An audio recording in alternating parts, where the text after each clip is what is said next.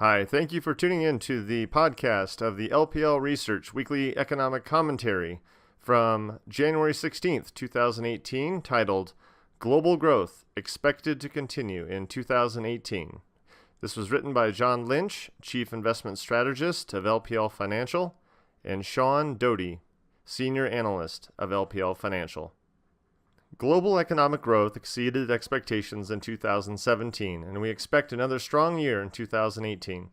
The Citi Global Economic Surprise Index, which was well above zero for most of the second half of 2017, signaled that global economic data was exceeding expectations. See Figure 1 in the PDF document.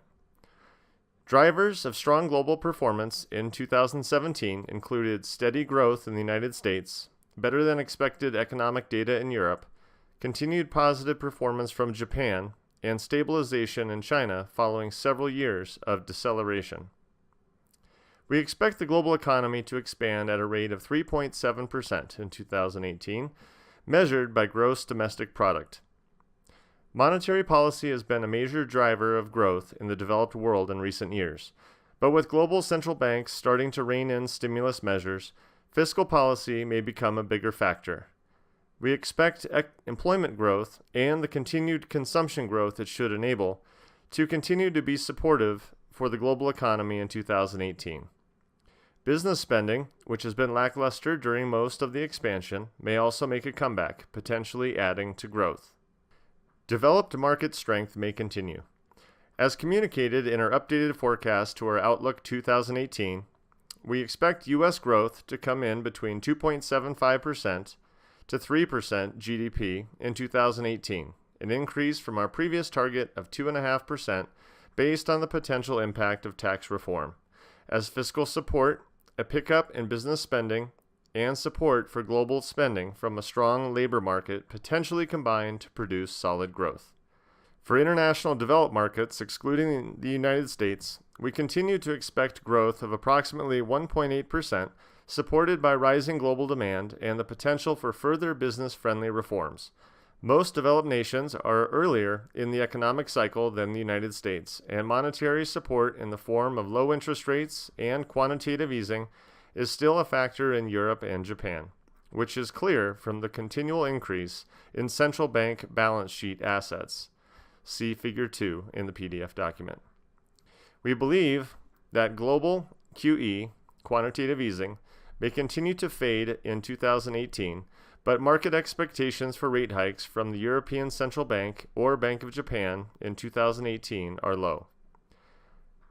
The European Central Bank is scheduled to end its current bond purchases of 30 billion euros per month in September 2018, though it has left the door open to extend purchases, potentially at reduced level, if economic conditions warrant.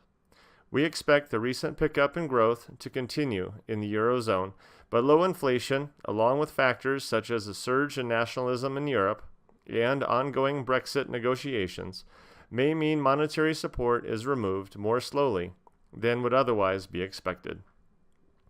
Japan has also experienced steady growth recently, with the country experiencing 7 straight quarters of positive GDP growth.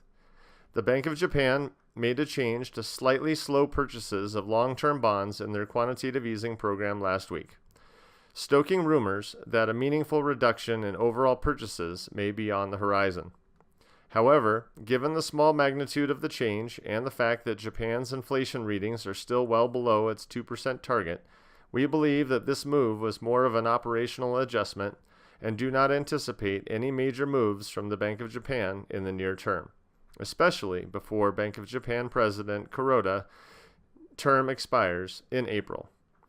We expect he will be reappointed. Stability in China may benefit emerging markets. For emerging markets economies, we expect growth of 4.8% in 2018, driven by advantageous demographics, stable commodity prices, and accelerating early cycle growth. Strong GDP readings in India and a potential acceleration in Latin American growth may help offset slowing, though stable, growth in China.